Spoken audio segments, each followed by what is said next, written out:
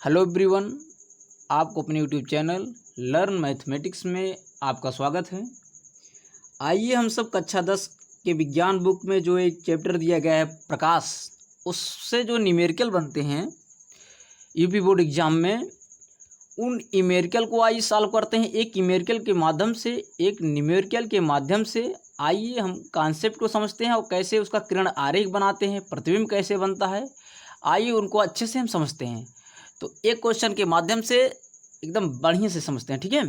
देखिए, mirror formula और lens फार्मूले को हमने एक बार यहाँ पर लिखा है, तो आप इसको एक बार देख लीजिए। देखिए, मिरर फार्मूला दिया है जो, और द लेंस फार्मूले में थोड़ा सा सिर्फ अंतर है।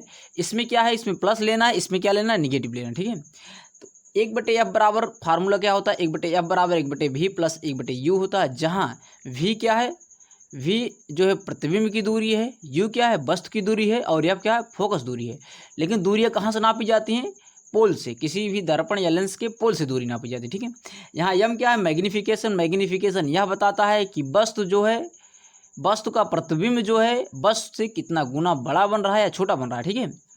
वहाँ पर अगर लेंस का फार्मूला देखें तो 1/f बराबर 1/v माइनस 1/u होता है, जहाँ m बराबर क्या होता है, HI/HO, मतलब HI क्या है, प्रतिबिंब की दूरी है, ऊंचाई या प्रतिबिंब की लंबाई समझ लीजिए, और बचे ऑब्जेक्ट मतलब वस्तु की लंबाई या ऊंचाई समझ लीजिए, ठीक है। तो आइए इसको ज़्यादा समझ नहीं है, अभी हम क्वेश्चन के माध्यम से आपको एक डाउट क्लियर कर लेंगे, इसको आप एक बार रीड कर लीजिए, ठीक है वैसे ही। लेकिन यहाँ पर एक चीज़ ध्यान देना बहुत जरूरी है कि यहाँ अवतल दर्पण या लेंस हो, इसके लिए आपको फोकस दूरी और वक्रता त्रिज्या निगेटिव लेना है हमेशा। इसको आपको ध्यान रखना है, अवतल दर्पण हो या लेंस हो, इसके लिए फोकस दूरी और वक्रता त्रिज्या को हरदम क्या निगेटिव लेना है। और अगर वहीं उत्तल दर्पण हो या उत्तल लेंस हो तो उसमें फोकस दूरी और वक्रता त्रिज्या को आप हमेशा क्या लेना है, पॉजिटिव लेना है, ठीक है। जिसको एक बार रीड कर लीजिए, जिससे अभी हम आपको क्वेश्चन अगर बताएंगे तो आपको समझ में आसानी से आएगा, ठीक है। बाकी आप क्वेश्चन के माध्यम से पूरा कॉन्सेप्ट क्लियर हो जाएगा, ठीक है। अगर वहीं आप कोई दर्पण हो या लेंस हो, अगर प्रतिबिंब वस्तु की दूरी अगर नापा जाता है, हमें सबसे ज़्यादा दिक्कत होती है इस क्वेश्चन लगाने में, कब निगेटिव लें वस्तु को, कब पॉजिटिव लें, कब v को निगेटिव रखें, कब u को निगेटिव रखें, ठीक है।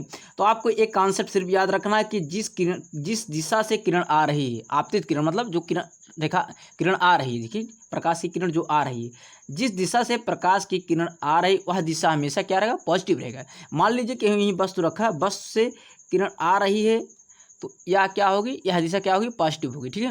इसके विपरीत दिशा क्या होगी, निगेटिव होगी।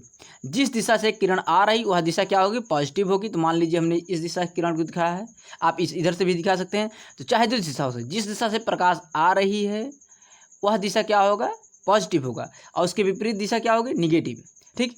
अब ये जो हमारी लाइन खींची गई, यह मुख्य अक्ष है, प्रिंसिपल एक्सिस है, ठीक है।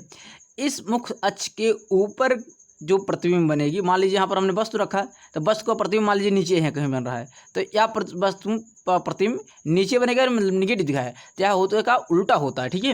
यह क्या होता है, उल्टा। देखिए, मुख्य अक्ष के ऊपर की जो दूरी होती है वो क्या होती है, पॉजिटिव होती है, और नीचे की दूरी जो होती है निगेटिव होती है, ठीक है। अभी हम क्वेश्चन के माध्यम से समझेंगे, ठीक है।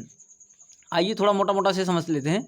अगर इमेज की बात सके तो एक वास्तविक इमेज बनता है, एक आभासी बनता है। वास्तविक इमेज हमेशा उल्टा बनता है, दर्पण के सामने बनता है, ठीक है।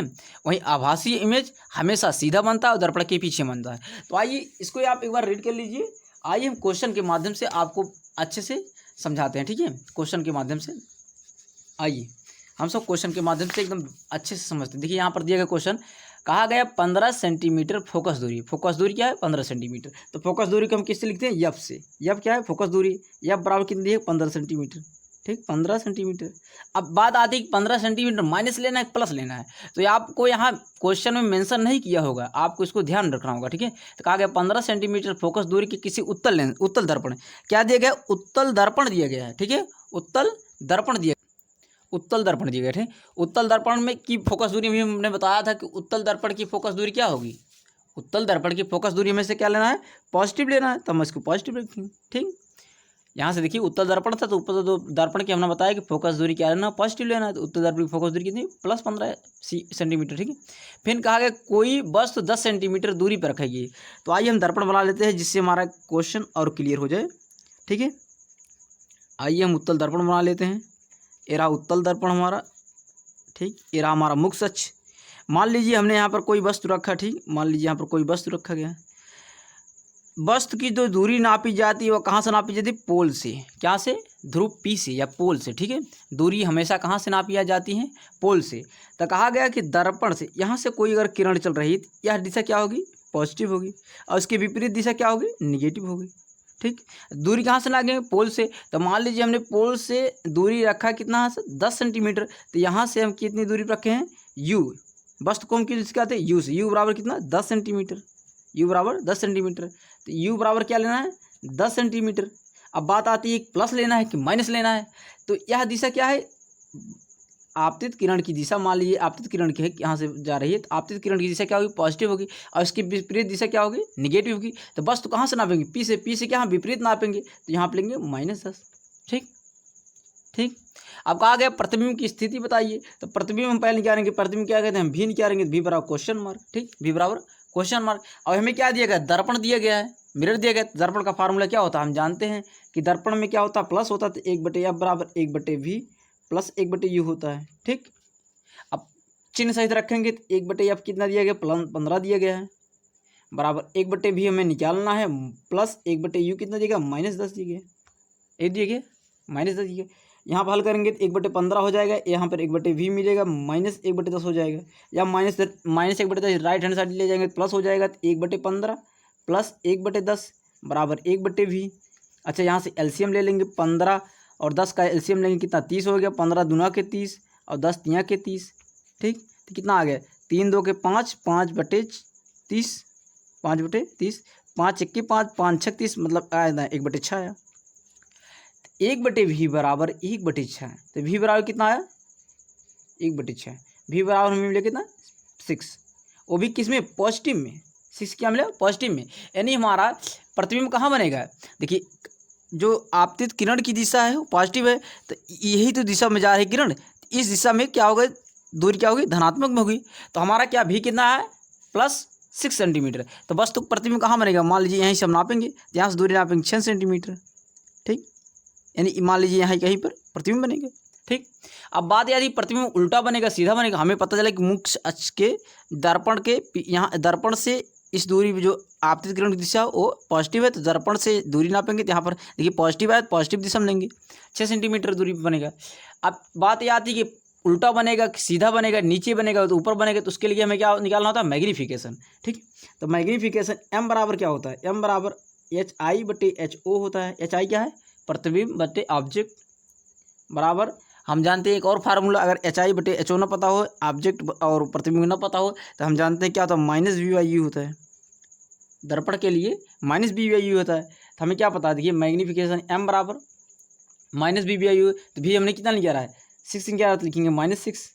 u कितना हमारा है? u देखिए, u आपने यहाँ पर लिखा, देखिए u है -10, तो लिखेंगे -10। अब यहाँ से माइनस से कैंसिल, तो यहाँ से कितना मिलेगा? देखिए 2 दूना के 2 तिहाई 6 और 2 पंचे 10, यहाँ कितना मिलेगा? देखिए 0.6 मिलेगा, देखिए 0.6 सेंटीमीटर। और वो भी किस में मिलेगा? पॉजिटिव में, +10.6। यानी हमारा प्रतिबिंब कहाँ बनेगा? प्रतिबिंब नीचे बनेगा, ऊपर। देखिए ऊपर वाली दिशा हमने भी बताया, ऊपर वाली दिशा जो पॉजिटिव होती है, नीचे वाली दिशा क्या होती है? निगेटिव होती है। मुख्य अक्ष के ऊपर पॉजिटिव, नीचे निगेटिव। तो ये हमारा +6 सेंटीमीटर, 0.6 सेंटीमीटर, 0.6 सेंटीमीटर, ठीक। तो यहाँ कहाँ बनेगी? ऊपर बनेगी, 0.6 सेंटीमीटर। यानी हमारा जो प्रतिबिंब बनेगा कैसा बनेगा? देखिए सीधा बन रहा है, दर्पण के पीछे बन रहा है और सीधा बन रहा है। तो प्रतिबिंब क्या बन रहा है? दर्पण के पीछे बन रहा है, दर्पण के पीछे, दर्पण के पीछे। और कैसा बन रहा है? सीधा बन रहा है। प्रतिबिंब कैसा बन रहा है? सीधा बन रहा है।